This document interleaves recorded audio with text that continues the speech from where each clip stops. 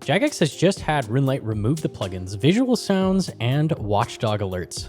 In this video, I'll go over what each of these plugins did in-game, an overview of Jagex's rules on plugins, and how current plugins weigh in comparison. The reason given for removal was it effectively allows you to be told what prayer to use based on game sounds, which is a direct violation of our policy. I couldn't find a reason on GitHub for the removal of Watchdog Alerts, simply that Jagex had requested it be pulled. Visual Sounds is a plugin that shows the IDs of sounds that the game plays on screen. It can show everything from you hitting a goblin with a scythe to the ambient sound of magic trees. The most common use for this plugin was finding sounds players don't want to hear and muting them with Annoyance Mute plugin, or swapping the sounds for something else with the Sound Swapper plugin. This plugin also had the feature of allowing you to color code specifically filtered sounds as they fire with unique colors. The main purpose of this was to benefit deaf players so they could still see attacks even if they couldn't hear the sound cue. The colors were customizable for the sake of colorblind players, allowing them to change difficult to distinguish attack pattern colors. Recently, I used the Visual Sounds plugin on stream to attempt one of the hardest challenges in all of RuneScape, killing Awakened Leviathan without stunning him with Shadow Barrage.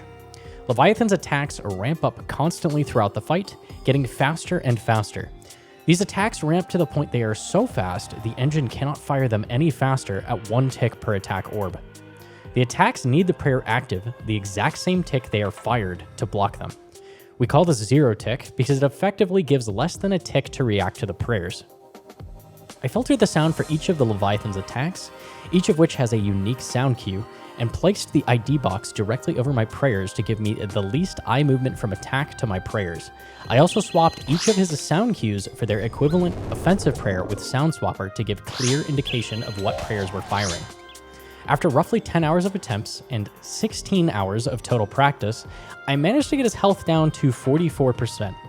I spent roughly 600 mil on orbs to attempt these kills. In addition, Watchdog plugin was removed. This plugin plays custom sound alerts when various things happen, things like an NPC spawning or a message in chat. I attempted to use this plugin to alert me when the tornado on Leviathan was about to spawn. It spawns at 50% HP, but the plugin was not capable of this. The only thing I used it for was this. A leech has spawned. A leech has spawned. A leech has spawned. A leech has spawned. You did it? Okay, new skirt. Visual Sound IDs is very similar to subtitle mode in Minecraft. It shows exactly what is happening on screen, even with very faint audio cues you wouldn't normally be able to hear. This feature is meant for the hearing impaired, but Minecraft speedrunners use this to locate things like lava or specific mobs they wouldn't normally be able to hear without cranking their volume. This is perfectly legal in Minecraft. It evens the playing fields and doesn't rely on hearing extremely faint audio cues. All players can simply see this information at all times. As stated earlier, all this plugin does is tell you when an audio cue begins and can color code what it is. It cannot provide information early or tell you exactly what to pray. It does not predict prayers or catch them for you. It provides the same information you've already been provided in-game. An audio cue has started, and this is what it is. It recontextualizes information you have already been displayed in a different format. It does not provide additional information. Many people have claimed this is equivalent to using a plugin like Guitar Hero, which was a plugin on third-party clients in the past that would provide on-screen descending note bars that would land on your prayers and tell you exactly what to pray. Visual Sound IDs cannot do this. It can tell you a sound cue has fired, and that's the end of it. You can see here earlier in my Leviathan kills, I have the plugin but don't even look at it, because all it does is tell me when an attack has fired, not what to pray. If I blindly click my prayers here, I would die instantly. The only time this plugin is useful is when an attack is being fired and needs to be caught within the same tick. The only boss that does this currently is Leviathan. I've also seen this compared to the Demonic Gorilla plugin or Zulrah Helper. These plugins told you what to pray ahead of time, which is very different from simply reading the attack that has already begun. This plugin could not be used at Jads and Jad challenges because only the magic attack has a sound cue. It cannot be used for any mobs in Inferno, as the sound happens as damage is calculated. It can't be used at Hunyef for the exact same reason. It cannot be used at any location an attack is calculated, and prayer must be activated ahead of time. The only thing it could really be used for is telling you what attack type is queued at places like Verzik P3 and Nightmare. It can tell you the boss is currently using a ranged or magic attack. These already have distinct visual and audio cues, so this isn't additional information being displayed, only confirmation with IDs. Watchdog gave me no tactical advantage. It was just a funny plugin for stream. Why were these plugins pulled? It could be for various reasons. It could be the indicator on top of the inventory removes the need to look at the boss entirely, which makes it not okay. Was it removed because it gives a small tactical advantage in very niche environments? Was it removed because it's specifically a visual indicator that gives an advantage? Why was Watchdog removed? Are custom audio cues no longer allowed? A leech has spawned. What about Sound Swapper and similar plugins, which are still on the plugin hub? I took a look at the old rules page. They published this on the 1st of June, 2022. This coincided with the banning of all third-party clients. Described here are rules that are extremely vague and all-encompassing, allowing Jagex to pick and choose banning specific plugins. They offer no clarification and very generalizing broad terms. The rule I found that Watchdog likely falls under is adds additional visual or audio indicators of a boss mechanic except in cases where this is a manually triggered external helper. There are a lot of other rules, but Watchdog doesn't really fit under any of these. For fun, I went through Runelite and found as many plugins that technically break this rule, but are currently allowed. 32 of them off the bat blatantly break Jagex's rough outline of rule breaking of provides audio or visual indicators in boss encounters. The ones that break it the hardest and most convincingly are TobQOL, Cox Editions, and Tombs of Amasket, all of which provide massive amounts of assistance within raid encounters. Now, I'm not saying I want these removed. The point is to show that there is not a clearly defined line being drawn with these rules, and Jagex has left it purposefully vague in order to pick and choose offending plugins. If one should be allowed, they should all be allowed, or the rules need to be updated and provide more clarification for future plugin creation. Similarly, I found the rule that applies to visual sounds. Indicates which prayer to use in any combat situation. The definition of indicate is to show, point, or make clear in another way.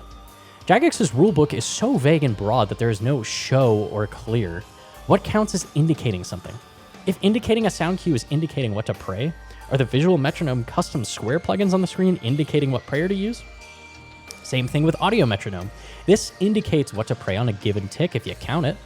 Both can be used to solve pillar stacks in Inferno when configured accordingly. If these plugins were removed, you also wouldn't be able to use them to assist in various skilling applications. Sepulcher, tick manipulation within woodcutting and hunter, blackjacking, construction.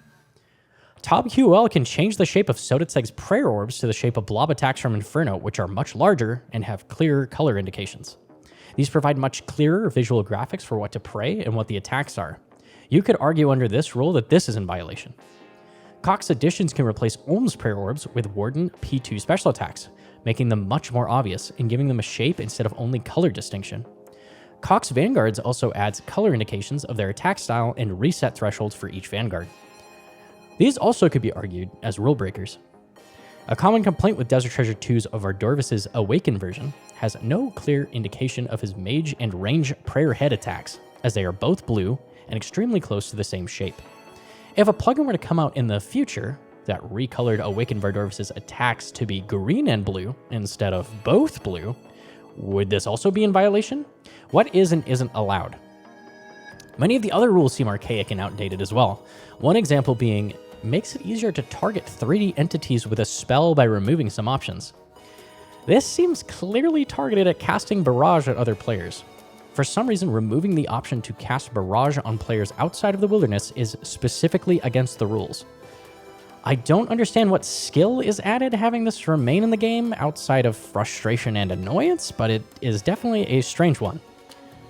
AoE indicators is also something I'm always personally frustrated with.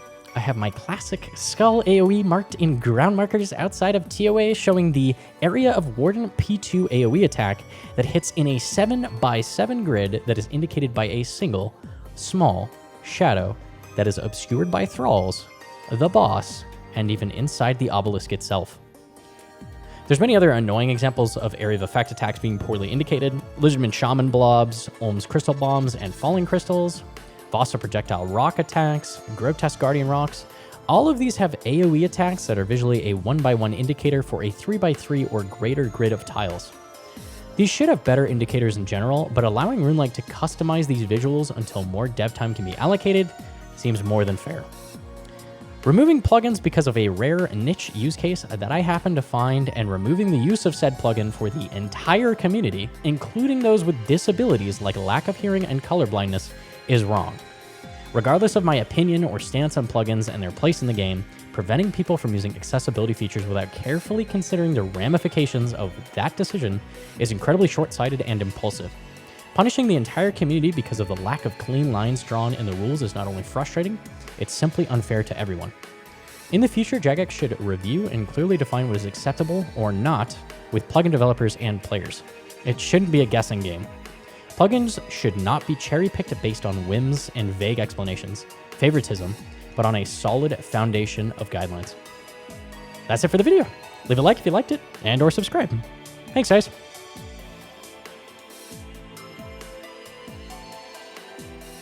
A leech has spawned.